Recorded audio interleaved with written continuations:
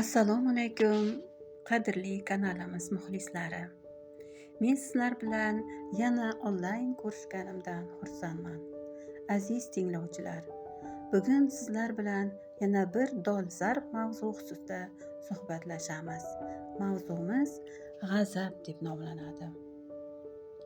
Biz hozir tezkor zamonda yashamoqdamiz. Hammamizning o'z ishlarimiz, tashvishlarimiz ko'p. Asablarimiz tarang, vaqtida dam ololmaymiz. Kimgadir ba'zan zahrimizni sochgimiz keladi.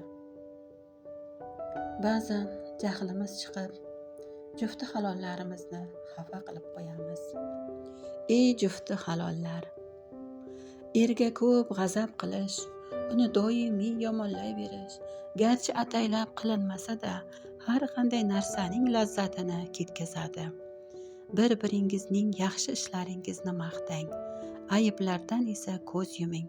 Chiroyli so'z kalit, u bilan atrofingizdagi odamlarning qalbini ochishingiz mumkin. Dunyoda qanchadan qancha ayollar borki, eri bilan o'zi o'rtasidagi arzimas muammoni deb ajrashib ketishgan. Shuning o'rniga g'azabini ichiga yutishi yoki sabr qilishi ham mumkin edi-ku. Ering sening otang yoki akang emas. Ering bilan muomala qilishda ehtiyot bo'l. Er-xotin bo'lib yashash ham o'ziga xos oldi-berdiga o'xshaydi. U sening injiqlaringni ko'targaningdek, sen ham uning injiqliklarini ko'tarishing kerak. Oila borasidagi shioring shu bo'lsin.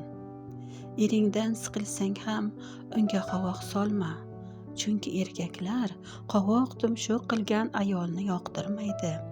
Eringga doim bosiqlik bilan gapirgin. G'azablanish oilaviy muammolarni hal qilib bermaydi. Muammolar sabr va hikmat bilan hal qilinadi. Er yoki xotin o'z juftini g'azablantiradigan ish qilsa, boshqasi bunga sabr qilishi, masalani hal qilish ustida bosh qotirishi kerak. Shovqin suron ko'tarish juftini yaxshi tomonga o'zgartirib qo'ymaydi, balki battar qaysar qilib qo'yadi. Natijada er-xotin orasidagi munosabatlar taranglashadi. Baqirish o'rniga bir oz bo'lsa ham sukut saqlasak, g'azab va qichqiriqlar barham topadi. Endi sukut saqlashni tabassumga o'zgartira olsak, marra bizniki.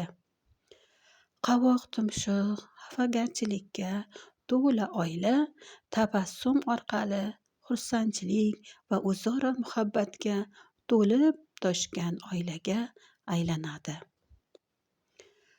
Oqila ayol ovozini ko'tarmaydi. O'zining gapida qattiq turib olib, baqir-chaqir qilmaydi. Eng qiyin vaziyatlarda ham bosiqlikni saqlaydi. Bunday ayol muloyim, xotirjam, o'zini tutib olgan bo'ladi. Oilaviy muammolarni hikmat va matonat bilan hal qiladi. Oqila ayol o'rni kelganda o'z his-tuyg'ularini yashirishga ham o'zida kuch topa oladi. Ey oqila ayol! Erning g'azabi kelganda, asablari taranglashganda ba'zi muammolarni gapirsangiz, ularni hal qilish o'rniga kattalashtirib yuborishingiz mumkin. Suhbat muvaffaqiyatli tugashi uchun munosib vaqtni tanlashingiz kerak. G'azab insoniy tabiatimizning bir bo'lagidir. Hayotning oxiri yo'q chigalliklari oldida asabi buzilmaydigan odam bo'lmasa kerak. Doim og'ir, bosiq, muloyim bo'lib yuradigan er-xotinni butun yer yuzidan topa olmaysiz. Ammo juftining g'azabi chiqqanda oqilona ish tutadigan, kuchli ruhiy quvvatga ega inson bo'lishni har bir er-xotinga tavsiya qilamiz. Shu orqali bo'ronlar tinch yo'l bilan bostiriladi.